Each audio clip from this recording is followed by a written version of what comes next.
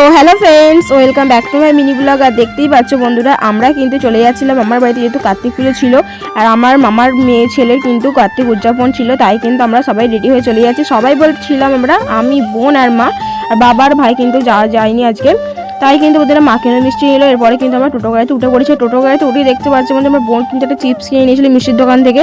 ওর কিন্তু প্রচণ্ড খিদে, তাই কিন্তু খেতে শুরু করে দিয়েছে। আমার মামার ছেলে এখানে একটা গামলা নিয়ে কিন্তু গিফট দিতে যাচ্ছিল। আর দেখতেই পাচ্ছ বন্ধুরা, এখানে কিন্তু আমি চলে আসছি। ডেকোরেশনটা তোমাদেরকে দেখাই, চলে গিফট দেওয়ার পরে কিন্তু ডেকোরেশনটা দেখায়। এত সুন্দর ডেকোরেশনটা করেছে। লাইটিংয়ের জন্য একটু ভিডিওতে প্রবলেম হচ্ছিল, তো যাই হোক চলো তোমাদের ডেকোরেশনটা কেমন সেটা কিন্তু জানিয়ে যাও। কার্তিকগুলো এখনো বসায়নি, যখন পুজো হবে তখন বসানো হবে। পুজো তো সেই রাত্রিরে হয়, অনেকটা রাত্রিরে, আমরা তখন বাজে তখন ঘড়িতে 7:30টার মতো।